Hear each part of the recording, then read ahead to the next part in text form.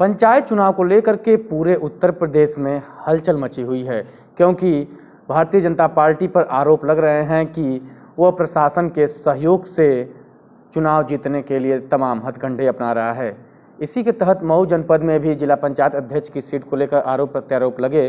अब होने वाले ब्लॉक प्रमुख चुनाव को भी लेकर के हलचल मची हुई है। एक ऐसे ही प्रत्याशी हैं जिनके ऊपर प्रशासन द्वारा लगातार कार्रवाई की जा रही है, उसको लेकर के ये तमाम आरोप लगा रहे हैं। क्या है आरोप, यही सब जानने के लिए मेरे साथ हैं समाजवादी पार्टी के प्रत्याशी राजमणि यादव जी। इन्हीं से जानना चाहेंगे क्या सब मामला चल रहा है। हमारी पत्नी समाजवादी पार्टी के समर्थित प्रत्याशी हैं फतेहपुर मंडाव ब्लॉक से। हमारे ऊपर 25 तारीख को हमारे विद्यालय के, हमारे घर का एसडीएम तहसीलदार के द्वारा घर का और विद्यालय की नापी की जाती है, जिसमें कुछ बंजर ज़मीन कुछ नहीं पाया जाता है।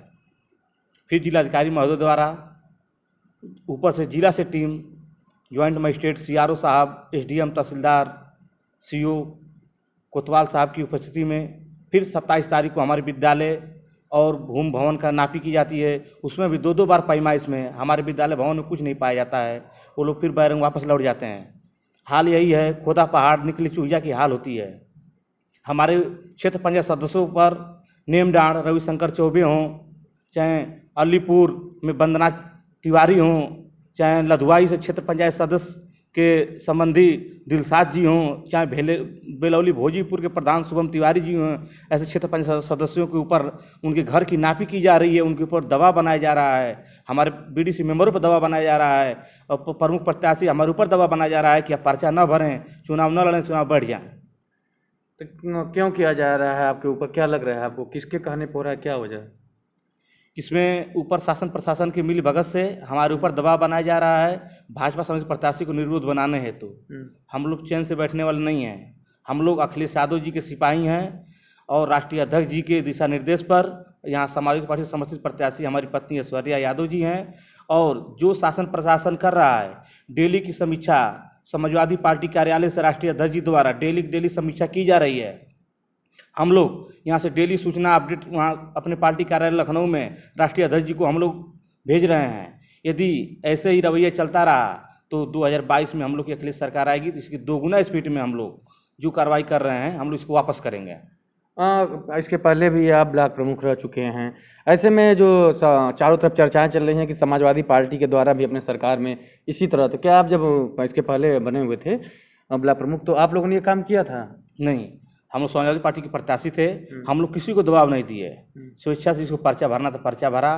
प्रस्तावक समर्थक की कमी रही, भाई पर्चा उसे खारिज हो गया, हम निर्विरोध निर्वाचित हुए। इस बार भाई प्रत्याशी हम मैदान में हैं, यदि हम प्रस्तावक समर्थक हमारे पास है उनके पास भी रहेगा तो पर्चा भरेंगे, चुनाव नामांकन होगा, चुनाव लड़ा जाएगा।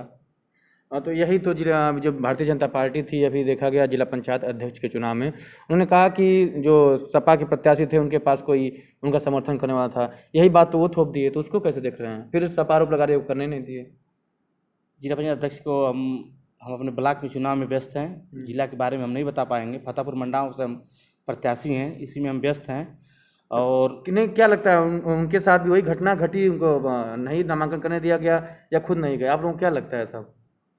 इसमें प्रशासन द्वारा मिली भगत से हमारे प्रत्याशी को 2-3 दिन पहले ही अगवा कर लिया गया था, जिसमें प्रत्याशी से मिलने नहीं दिया गया। प्रस्तावक समर्थक हम लोग के पास थे, पर्चा नहीं भरने दिया गया। इसमें प्रशासन हमारे प्रत्याशी को उठा ले गई थी। प्रत्याशी को नामांकन से समाप्त हो गया तब हमारे प्रत्याशी को यहाँ लाया गया। तो अभी आपका जिस तरीके से आपके स्कूल की ज़मीन की मापी चल रही है, प्रशासन द्वारा आपके समर्थकों को परेशान किया जा रहा है, ऐसे में अगर आपको अभी आने वाले समय में जिला प्रशासन आपका किसी तरीके से उठा ले गया, क्या करेगा तब, क्या स्थिति होगी? हम शासन से और सरकार से अपील करेंगे कि चुनाव निष्पक्ष तरीके से कराया जाए। हमें ऊपर कोर्ट पर भरोसा है, सुप्रीम कोर्ट हाई कोर्ट पर भरोसा है कि निष्पक्ष चुनाव कराएंगे। शासन के ऊपर भी हमको भरोसा है कि चुनाव सही कराएं। इस मामले को लेकर के अपने समर्थकों जो आपके आरोप लगा रहे हैं प्रताड़ित किया जा रहा है, शासन से मिले थे, किसी अधिकारी से मिले थे आप लोग कुछ? हम लोग जिलाधिकारी महोदय को उप जिलाधिकारी के माध्यम से हम लोग ज्ञापन 27 तारीख को पूरे मधुबन विधानसभा की यूनिट टीम ज्ञापन दी, जितने जितने बीडीसी क्षेत्र पंचायत सदस्य प्रताड़ित किए जा रहे हैं, हमारे घर की नापी की जा रही है, हमारे विद्यालय की नापी की जा रही है। उस संबंध में हम लोग एक पत्रक दिए हैं और प्रत्यक्ष से जिलाधिकारी महोदय से लेकर ऊपर से प्रमुख सचिव से लेकर डीजीपी डीआईजी से लेकर सब लोगों को प्रेषित लेटर भेजा गया। मुख्य निर्वाचन आयोग को भी लेटर प्रेषित किया गया इस संबंध में। अच्छा, इसके पहले आपके घर की कभी नापी हुई थी? आपके पुलिस प्रशासन थी आपके यहाँ? नहीं, हमारे ऊपर कभी घर की, कभी स्कूल की, कभी विद्यालय की नापी नहीं हुई। पहली बार बस षड्यंत्र रचा जा रहा है। हम चुनाव लड़ रहे हैं, इसलिए हमारे ऊपर ये सब कार्रवाई की जा रहा है। और सबसे बड़ी बात है कि एसएचओ रामपुर द्वारा हमारे बीडीसी को खुलेआम बीजेपी का वोट मांग रहे हैं। बीजेपी के प्रत्याशी कहीं कम घूम रहे हैं, उससे ज़्यादा एसएचओ रामपुर जो है राजकेशर सिंह जी, वो ज़्यादा से ज़्यादा बीडीसी को कर रहे हैं, उनके ऊपर मुकदमे कार्रवाई कर रहे हैं, बड़े से मुकदमे लाद रहे हैं और प्रताड़ित कर रहे हैं कि तुम वोट इनको दे दो, नहीं तुमको हम जेल भेजेंगे। तो जो पंचायत का जो चुनाव है उसका खेला जारी है। ऐसे में जो जनता के बीच में यह चर्चा चल रही है कि यह जो पार्टी सत्ता में रहती है वो खेला करती है, लेकिन इनका भी एक आरोप जो है काफ़ी चर्चा में है, क्योंकि जो इनके विद्यालय की ज़मीन को लेकर के जिला प्रशासन काफ़ी सक्रिय है। 3-3 दिन तक जिला प्रशासन ने जो की टीम थी वो ज़मीन को मापा, लेकिन अभी तक कोई सरकारी ज़मीन वहाँ नहीं निकला।